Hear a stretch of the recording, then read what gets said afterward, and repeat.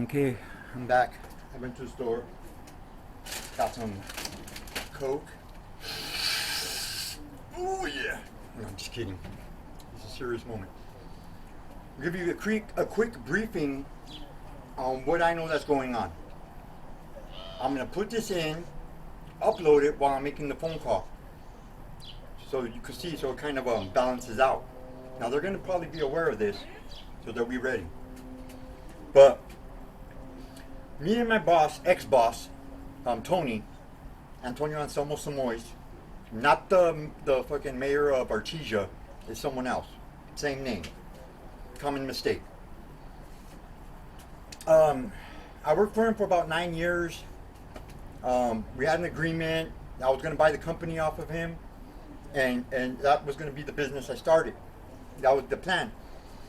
He was deducting part of my pay and putting it aside, so when the time came for him to retire, my payment for the business would be right there, ready, good to go, and I'd get the business free and clear.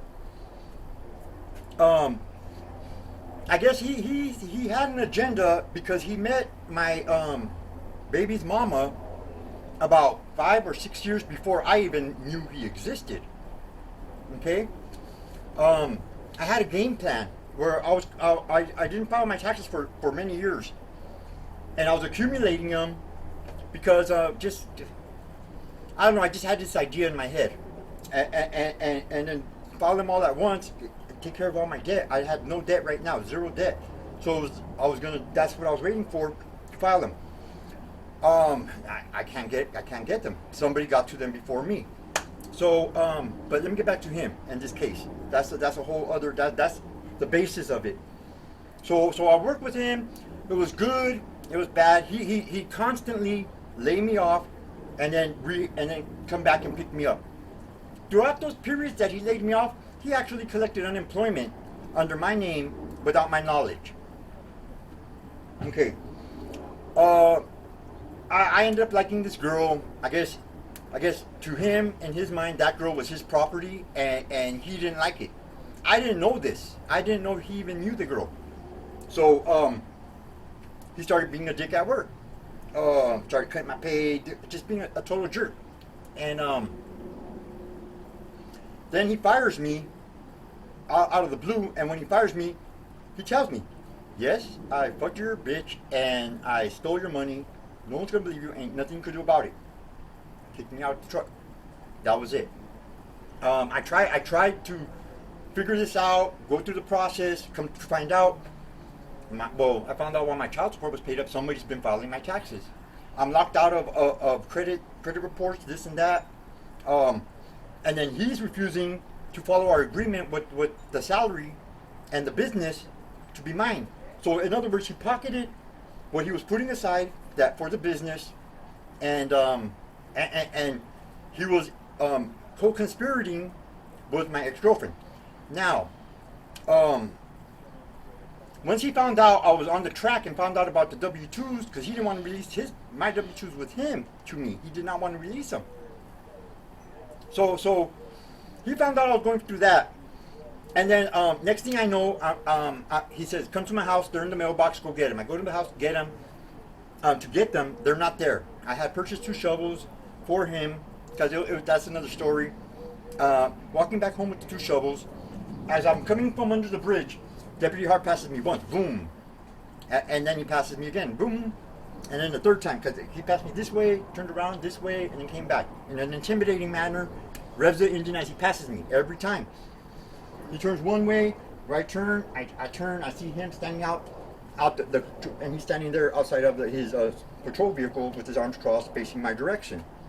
And, as he's doing this, I'm talking to Tony, and Tony's like threatening me. I don't want to go too much into that because that could hurt the case. I'd rather go through that with an attorney or something. So I come home. Next thing I know, I'm at home relaxing. It's the evening time. My mom comes, tells me the police are here. They want to talk to you. Do you want me to tell them you're not here? I said, no, Mom, I'll go outside to talk to them. I don't know what to worry about. Go outside to talk to the cops. I go outside to talk to them. They're like, Manuel Gomez, we'd like to speak to you about some shovels. His words. I said, give me 1 second. let me go put on my shoes and grab a camera. I walk back in the house. I come back outside with the camera, point the camera at both officers, and say, yeah, what's the problem? The deputy charges towards me. Charges towards me. No provocation whatsoever. Bam, bam, bam. Let's stop resisting. I'm telling him, I'm not resisting. You're the one attacking me. No probable cause whatsoever. I didn't provoke him at all. I get arrested. I'm like, well, 2 shovels. He told me, we're here about the shovels. 2 shovels. I get attacked, tased, and sutured. Okay? I get arrested. I'm like, okay, well, no problem. Because he's claiming I stole the shovels from him. I'm like, well, that's just petty theft. I'm not worried about it. I'll be out of here in 3 days. I'm incarcerated for 4 weeks. 4 weeks. Okay? Get out. Everyone's pissed off at me. I don't know what's going on. I got 2 restraining orders that came out the blue.